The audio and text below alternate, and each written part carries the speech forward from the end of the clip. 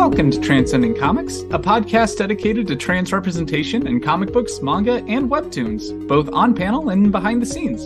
Today, I'm joined by an incredibly exciting guest. They're an Ignatz and Harvey Award-nominated cartoonist, comic artist, and illustrator with work that's been featured in The New Yorker, Vice, and Electric Literature. If you're queer and don't know them by name, you probably know them by their comic, A Quick Easy Guide to They-Them Pronouns. They're also the writer of History Comics' Stonewall, and the creator of the long-running webcomic turned Boom Studios graphic novel, Greasebats. As if that weren't enough, their recently released graphic novel, Mimosa, has already been nominated for the Best Graphic Novels reading list by the American Library Association. With all that said, I'd like to give a warm welcome to today's guest, Archie Bongiovanni. Welcome to the show, Archie. Hi, thanks so much for having me. I'm excited to be here. Yeah, it's great to finally have you. I think you were like the show's first follower or one of them. Oh my gosh. Yeah. I feel like I could not have been because I must have maybe it was like Twitter's algorithm, but I must have seen a retweet or something. That's how I would have found out about it. To be like, oh, this sounds cool. Saw the pretty angel in the logo, had to follow. Now, wanted to talk mostly about your latest comic, Mimosa, today. So for those that are mostly familiar with you from The Quick Easy Guide or Greasebats, how would you describe your latest comic?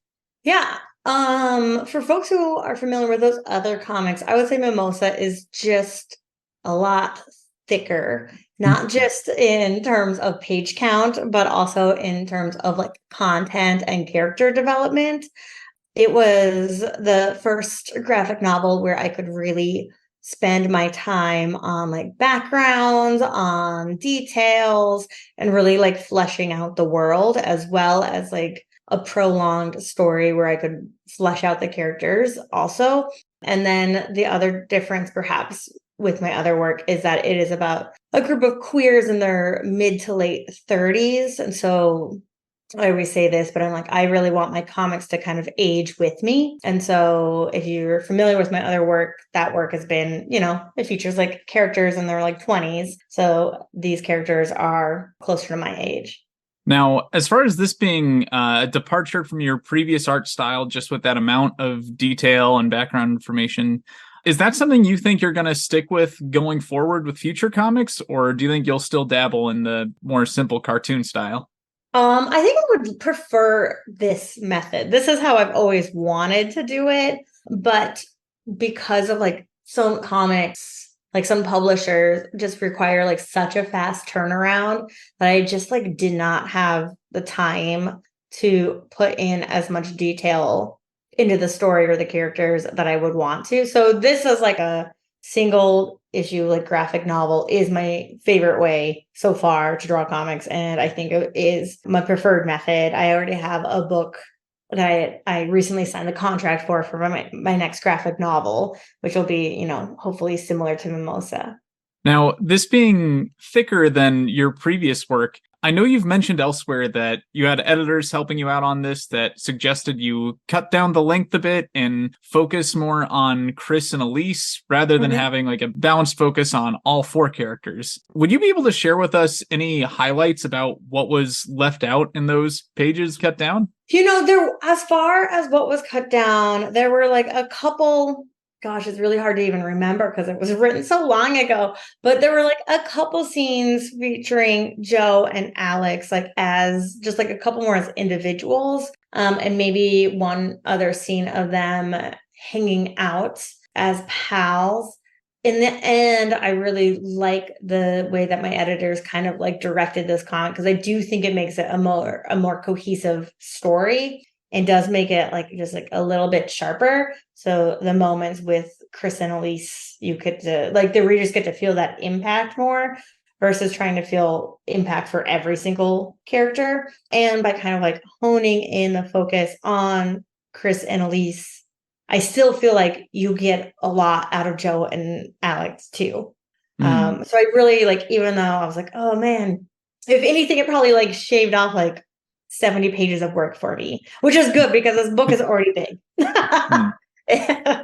Would those 70 pages have made me feel like Alex was any less of a shitheel? No. So perhaps maybe a little bit some more clues about their character earlier, if anything. But no, it doesn't change. Like, it doesn't really change your mind on that character.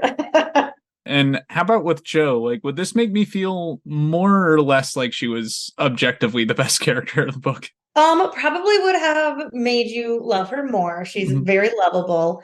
I really wanted Joe to kind of like represent, well, like a couple different things, but I really wanted her to represent what it's like to be like an adult working multiple jobs and like juggling that and complicated friendships, especially when it's not reciprocated. Your friendship isn't like equally reciprocated.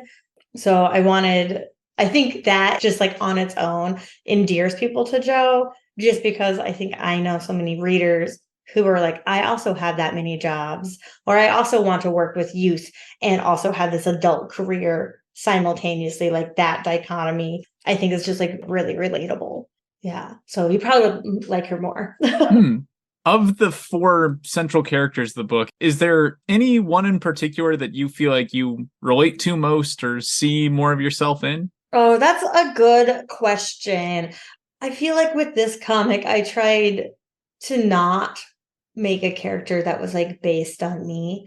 I really tried to treat them as like individual characters. But there are aspects or moments or lines from each of them that I have maybe said myself or like have kind of like felt before.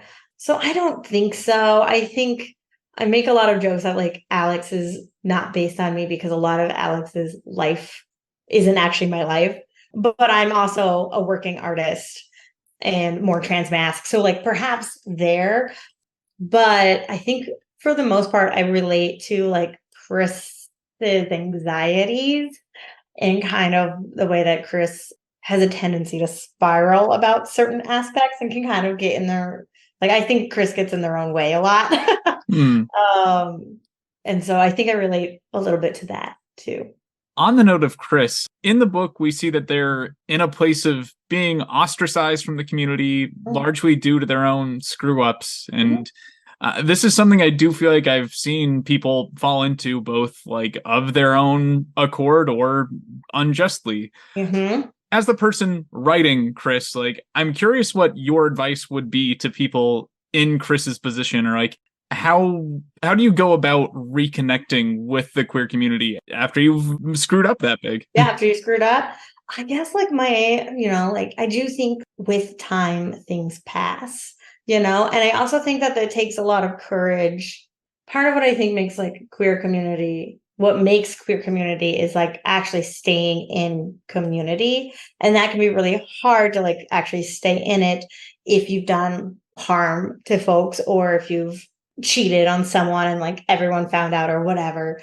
But I think it can be really hard, but really brave to like stay and engage, not just with like those mistakes, but with the people that also perhaps like judge you for them.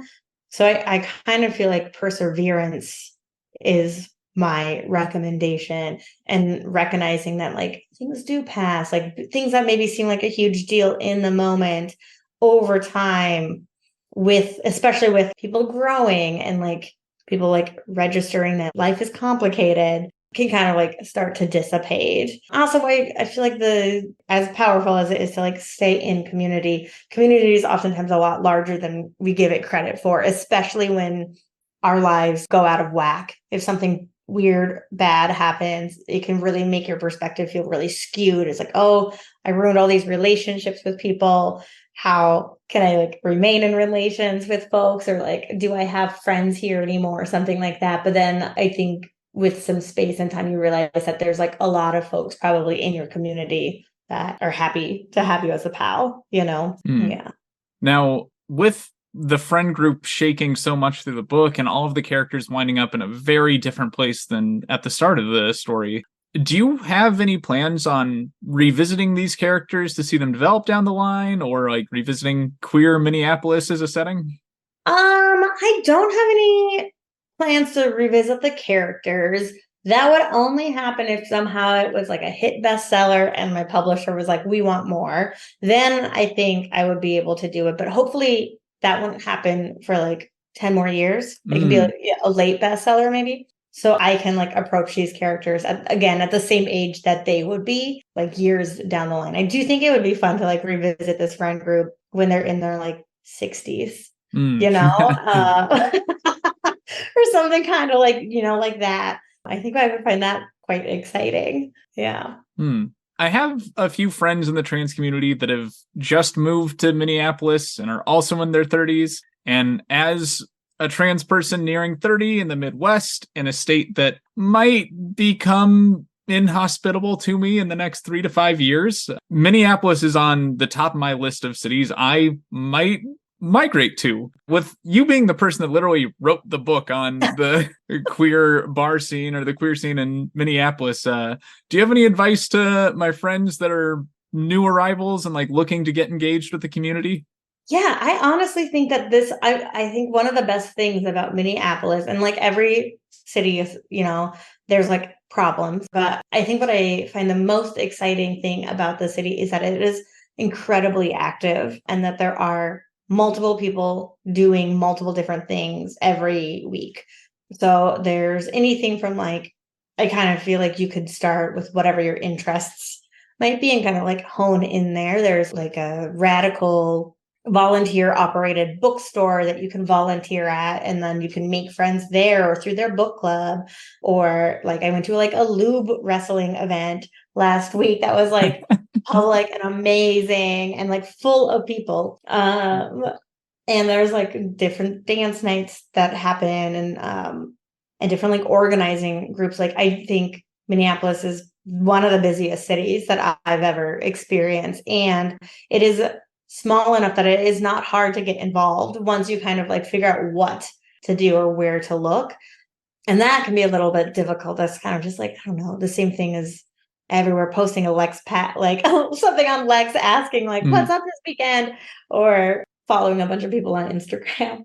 But there's like a lot, like depending on what folks are interested in, a lot to do. And I think it is like a fairly also accessible city as far as like trans healthcare goes and LGBTQ like protections. And what I also say about Minneapolis is that I never really feel like I go into a space thinking, and I'm never like the only queer person there in the room, that there is no like gay neighborhood, because it's just like spread out in the city, which is like, I think, quite delightful.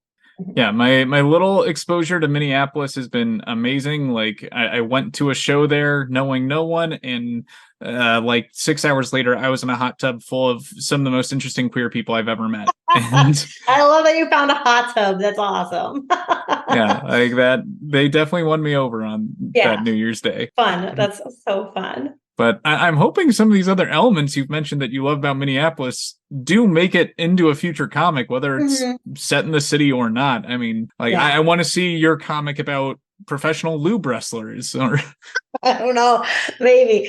Yeah, that event was so fun. That was a very, very cool event. It was called Diesel Dykes, and it was as good as it sounds. Now, one of the first standout things to me in the book is literally the opening page of starting the story with the death of a vibrator. Whenever I'm writing, I always find the first page to be the most challenging, just since I find it sets the tone for like the way I approach the rest of the story. I don't know how universal that experience is, but regardless, I want to know how you came to the conclusion of starting with a dead vibrator. Yeah, so I started it. I knew it was like one of the first scenes, because sometimes when I am starting a comic or coming up with a comic, I don't start with like necessarily the characters or the plot. I always start with like a scene that I picture and I imagine. And the start of Mimosa started with like imagining this comic scene of someone's magic wand dying. And I knew that was going to be the start of my next book. I kind of like developed it and the characters from there. But it was like a scene I had wanted to draw for a hot minute. And I knew it was the right scene for Mimosa. I wanted to start off a little crude, a little sexy, kind of as people on Goodreads call it brash. Mhm. uh, but I wanted to make no mistake right away from the beginning that this was like a book for kids. That this was like, just because it was a comic, that it was like an all ages or young adult comic, just because of the format. So it was important to me to get it out like right away that these are adult characters who act like adults. I wanted to shift focus a little bit to the quick, easy guide to they, them pronouns. Yeah. Yeah. Now, this comic is like coming up on almost 10 years old now, if I Oh my remember gosh, is correctly. it? Oh no. Uh, I didn't know that. Ugh. That's wild. I'm curious how you feel about where the discourse around pronouns is currently compared to when you first started publishing this as a zine, and specifically around they, them pronouns. Mm-hmm. Yeah, when I first started it out, well, like when I first did it, as it was the original iteration was like a little zine that I made with my friend Tristan before it ended up on an editor's desk who asked us to expand it into a book. And during that time, there was like nobody using they, them pronouns on TV, or that I could like witness outside of my own community. And like this book stemmed from just being like so exhausted at having to explain how to do it like over and over and over again, that we were like, I was like complaining to Tristan. He's like, oh, let's just write a zine about it. And then we could just like give them the zine or just leave it places where people might find it helpful. And we don't have to like keep doing this hard work ourselves. And when it got changed to a book, one of the things I worked with Oni Press, who made the book, was I said I would only do it if we could make it less than $10. I want it to be like, I can't make it still as cheap as my zine was, but can we make it as like accessible as possible? And I think we were able to do $8, which is awesome. And so I feel like part of the difference now is when that book first came out, sometimes that book was like someone's first reading about they, them pronouns, or they picked it up and they didn't really know anything about it. And I think now, with how things are, I think people are just like, they're just more aware of they, them pronouns. And I think when people pick it up, it's less of a shock of what it's about and more of like, oh, this will help my parents understand, or my school, my teacher, it might help my teacher understand, or my coworkers, or something like that. This is probably the most widespread comic that I've talked about on this podcast, and I often see it with friends that otherwise don't even really follow comics. And I think I even got this copy at like an Elizabeth Warren campaign event. So amazing. Now if she could just retweet it, that would be so helpful. Yeah, with this being so widely distributed, I'm curious, like, has it mostly been positive feedback from the trans community, or have you received any kind of like negative attention or discourse from it? No, I haven't gotten any real negative stuff from, especially like from my own community. I think if anything, folks are like, I don't need this book. Like, like I think if you already have an understanding of they, them pronouns, this is not going to show you anything new. This book's point is to try and bridge that gap of understanding between a cis person who wants to do well, but is having, struggling with it, and other, the people who know it a little bit more instinctively. So from like within the trans community, I think the most critique that I've really been able to at least see or have like heard myself is about how it's just like it either doesn't cover the things that they want it to cover, which would maybe be a different book altogether, or at times they were like, this didn't help my parents understand, or my parents still don't use they, them pronouns for me. And I was like, yeah, I know it happens sometimes. I can't perform a miracle. One of the most eye-opening and humbling experiences for me when I started transitioning and getting involved in the community was learning to regender my language. Like, since I'd started getting exposed to non-binary and gender-neutral people through college, like I'd started to work on making my language more gender-neutral. And then all of a sudden I was like getting corrected on it, like, don't they me, bitch. Like, yeah. Yes. I'm curious if you've ever felt the need to revisit the subject to address this idea of like other gendering, or if you feel like that's a little bit too complicated of an issue to deal with in a quick, easy guide. No, I don't think I think that would be, I would love to list, like, it would be honestly like a simple page in there. And like, I'm definitely not opposed if it ever gets like another like redesign, reprint of like being like, just because like they, them is like a gender neutral pronoun doesn't mean you can just like assign it to folks whose gender you might not know. Or like, like it's not shorthand for just for asking, or instead of asking. So I think that probably would be helpful because I don't know. I do remember like a stint of time where that was like a big part of the conversation of pronouns, or like people using they, them pronouns instead of just like asking or like, assuming or something like that when they didn't know. So yeah, I think that would be an easy addendum to add to the book. Now, as far as your other informative comics go, I was especially curious about you shifting toward a young adult audience with history comics, the Stonewall riots. So, having been someone that had worked on like these a little bit more adult focused comics like Greasebats and Quick Easy Guide, I'm curious how you found yourself working on a young adult comic. Yeah, it's goofy. That one, I think I prefer working with like adult readers.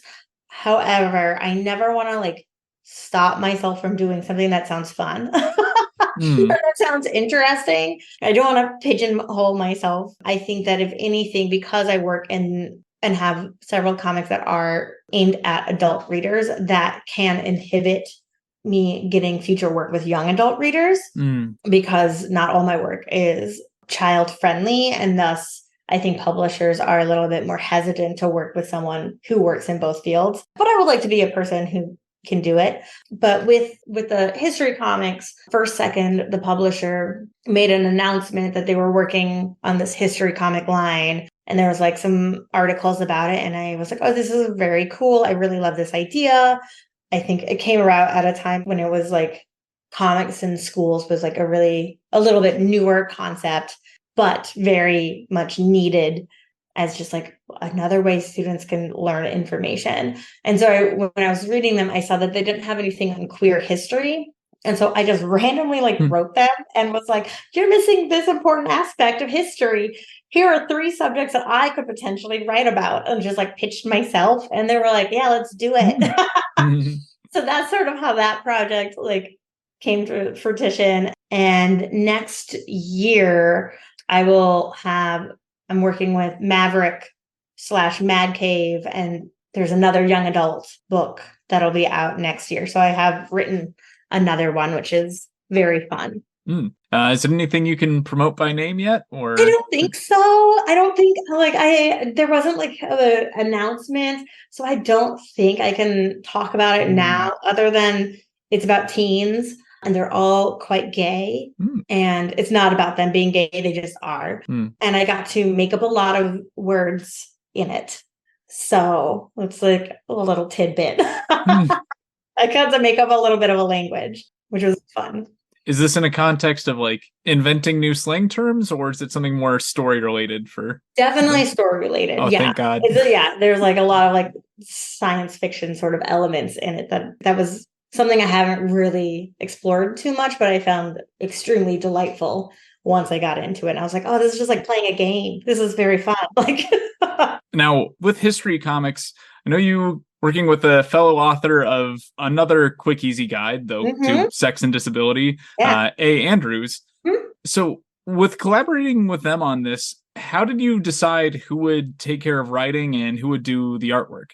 Yeah, so the way that project worked was I pitched myself to First Second and as a writer, and they were like, awesome, did you want to draw it too? Just so you know, you'll have to draw a lot of buildings in New York and realistic period clothes for the time Stonewall took place. And I was like, oh, I'm out. I don't want to draw that. That's too much pressure, and I don't feel like I have the skill set. So I was able to pitch several artists that I knew and whose work I liked to First Second. And so it was kind of like designed from the beginning that I would write it and A. Andrews would draw it. And that is the same thing for the upcoming Maverick comic. Is I wrote it and I got to pitch to them a couple artists that I really love. And so And together we were able to like pick an artist for it. And so it was just kind of like divided from the get-go.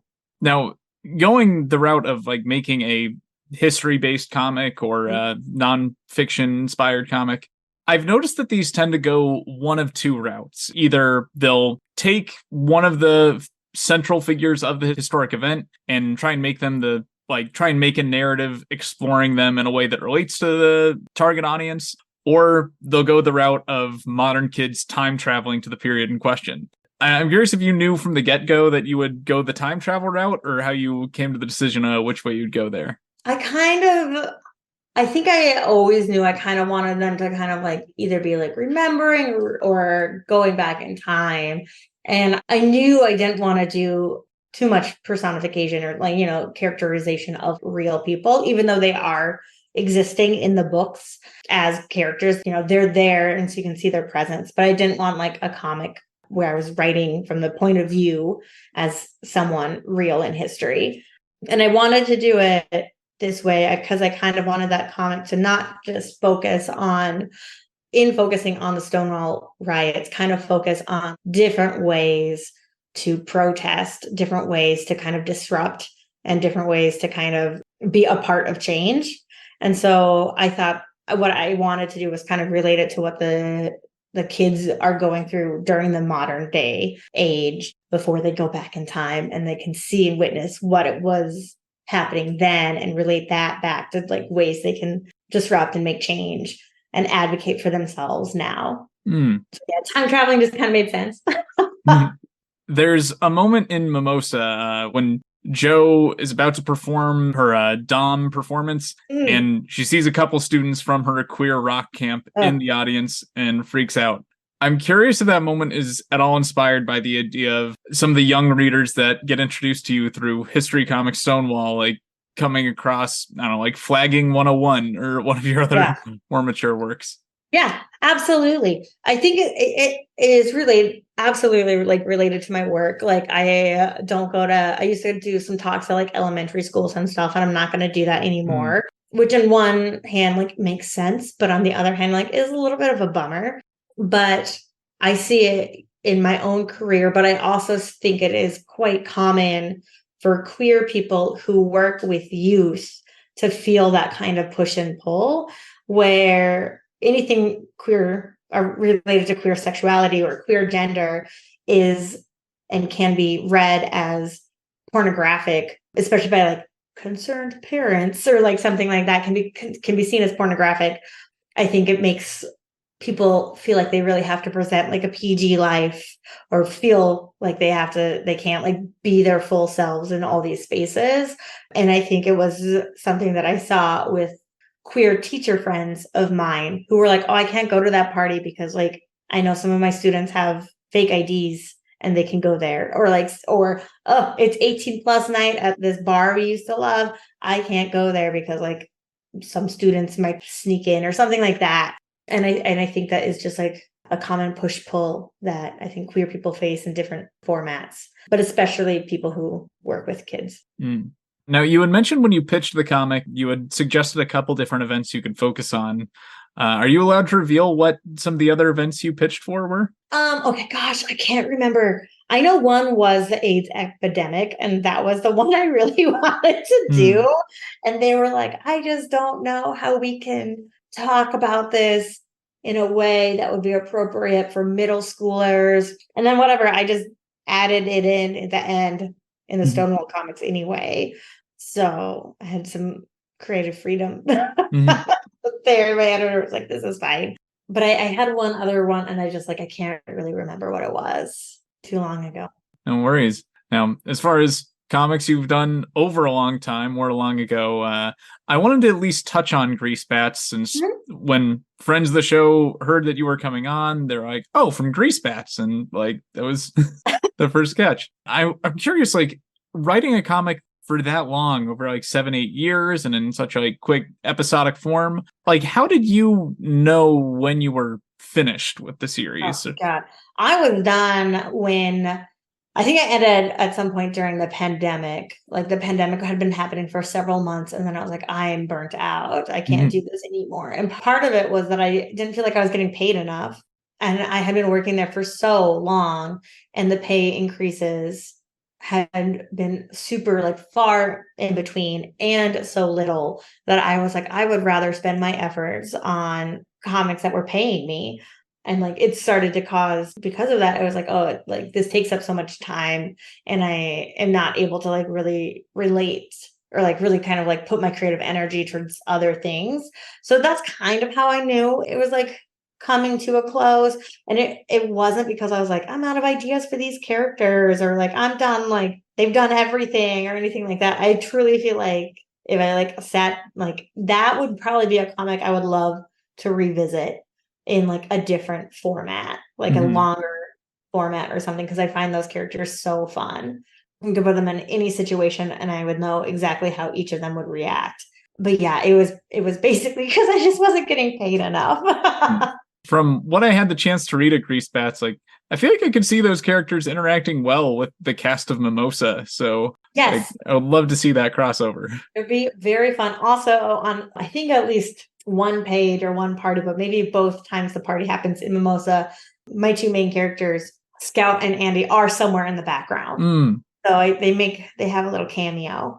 I know that you even once or twice have the collection of Greasebats like on a bookshelf in the background. So is this like some kind of Stephen King universe where like they're characters in the book they're already in, and like get to interact with the writer or anything? I have no idea. I didn't think it through. Whenever I draw, it's so funny because like when I draw like details, especially in like Mimosa, I want them to be as like interesting as possible for me to like draw. And so like when I'm drawing cups and stuff, I draw the cups that I have. And like when I draw posters of the events I've been to recently or the events I've hosted, or in a bookstore, I'm going to draw my own books or like little tidbits like that make the comic process, which can be so long, some like so enjoyable, but so long, like a lot of fun. I was like, oh, I'm just going to put Greasebats here. I think the book Greasebats is in in Mimosa like 3 times. Like everyone's it's a best-selling book in this universe. Like to think maybe it's an autobiography from Mintu. Yeah. As far as your upcoming comics go, I know your website has mention of Unhinged as your next graphic novel. What can you tell us about Unhinged? Yeah, I'm really excited about it. The characters, well, it takes place in my hometown, or a fictionalized version of my hometown up in Alaska. So I'm really excited to like explore. Like it feels like really exciting for me to kind of like return home, quote unquote, to this place that was so important to me that I also like couldn't wait to leave. Like it was not really my home, but I think there's a lot of things that are really unique about Alaska and that can really like shape a character. So I'm really pumped to have the setting be there. It is a little bit, the characters are in their like late 20s, early 30s. So they kind of go a little bit younger than my Mimosa characters, but there's still like some big crossroads that they find themselves at. And like all of my work is about, a little mix of like finding yourself and finding your chosen family. So there's like aspects of that too, but I would say it's more crude and more explicit, much more explicit than Mimosa. So it's not like pornographic, not that there's anything wrong with that, but it's not that. So I think it is pushing a little bit of what at least current comics get published in that capacity. Grindr has a big role in it. I think we could say that. Yeah, I was curious. Like I know that the app explores like a queer social media influencer finding a new world of queer dating apps and thus a new kind of identity in themselves. Did you have to like do any exploration of the newer queer dating apps yourself, like just in research for the book? I do that for fun, but not as research. I do that as my own hobby. No, but I had like, this book, it did also start with like a very visual, like a scene that I wanted to draw, which is, I'll just describe it, but like I really wanted to draw a scene of someone like drunk, coming home drunk and like eating like I haven't done this for a long time, but like coming home drunk and you just need something in your belly, so you just eat a piece of dry bread or something, and I wanted this character to be doing that and then opening Grinder for the first time and like just like having a like with their mind blown a little bit or like just like something like that. And so that is one of the scenes in the book. Now, I'm just saying, if you answered that question differently, you could possibly use like you could write off your Grinder Premium, Tinder Plus, her premium as a business expense. So if you want me to do some editing magic, please just let me know. Oh, it's so funny. I do try and write everything off. I don't know if I've done that before, but now I think I will. I think, yeah. It's not just a hobby, it's also deep dive into research. Yes. Yeah. Your little blurb about it on your site, it mentions ego death as a practice in healing. Mm-hmm. And as someone whose trans awakening started with a very intense ego death, I was especially curious what you could tell us about that element of the book. Well, I just think, without like giving too much about the book away, I think that some of like the most pivotal moments for people are kind of when they have to reckon with themselves and reckon with the idea that they have of themselves that they've kind of like built up.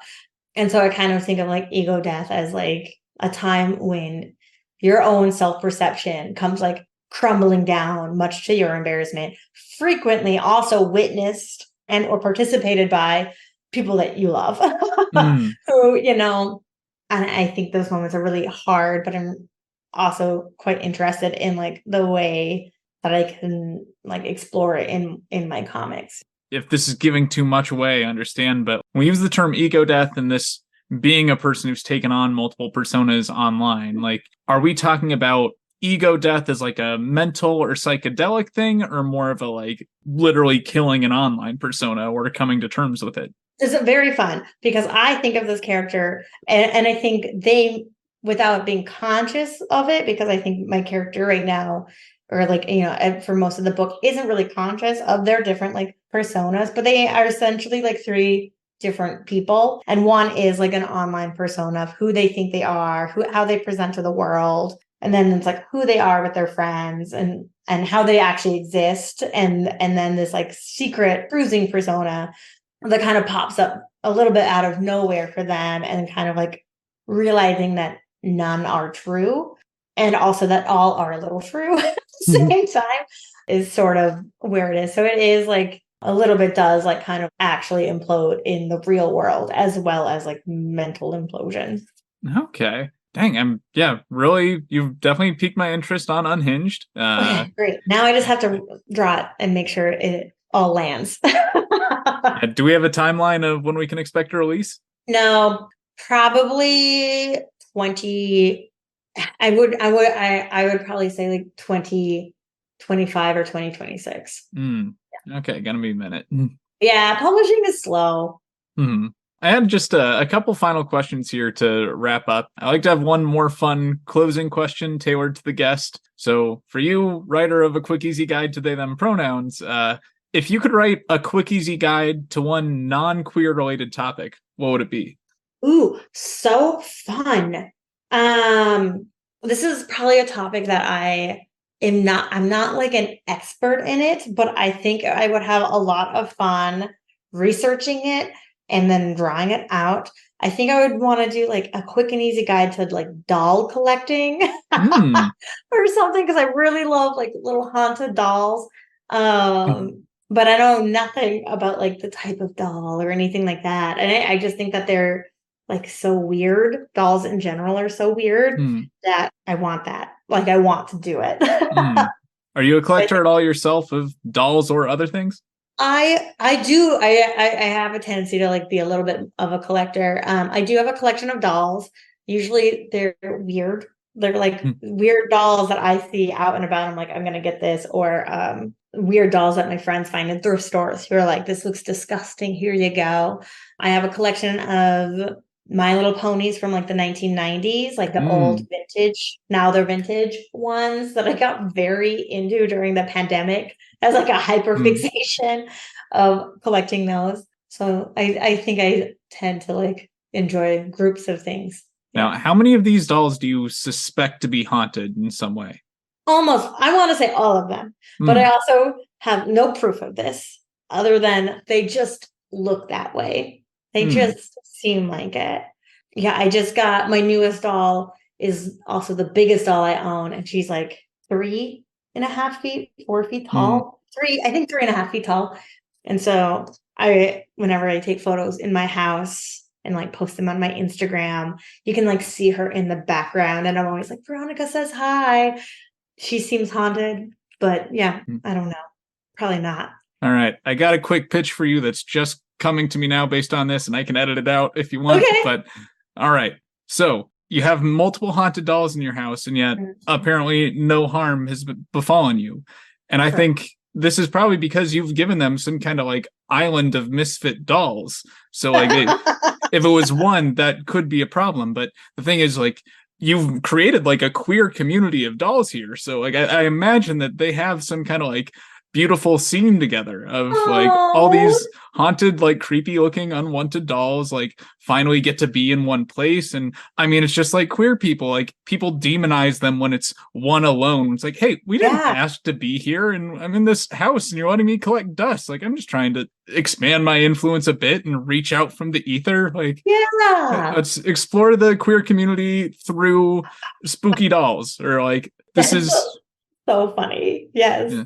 Turns out Sid's room in Toy Story, not actually that bad. That was like a BDSM scene for toys. Like, that's bodily autonomy. Like, like Sid's probably going to be their best friend in the future because like Woody's gonna rot all that stuff besides the plastic head. So like, thank God for kids like Sid that grow up, realize they are their ways, and like get involved in the queer haunted doll scene.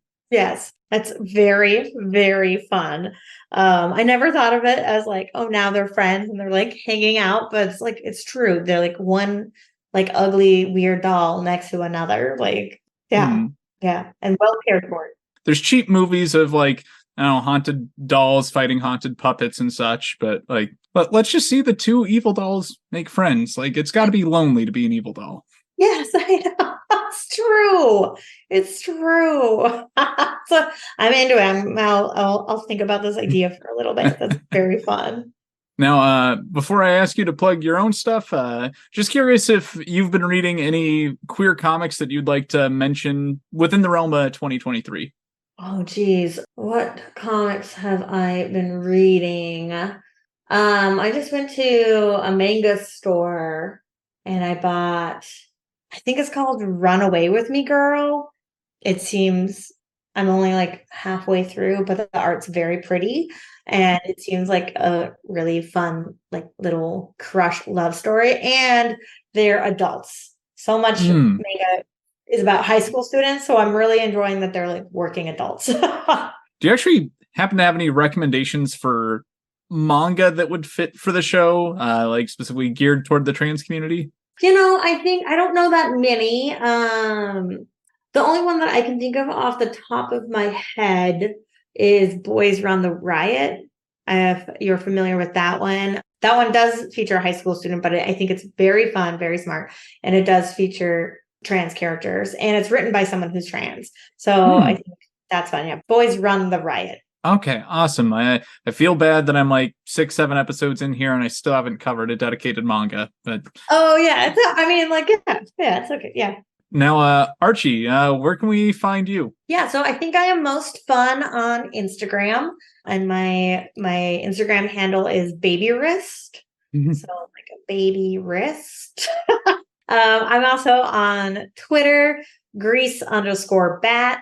And then you can find my website is just archiebongiovanni.com. And my shop is archiebongiovannishop.com.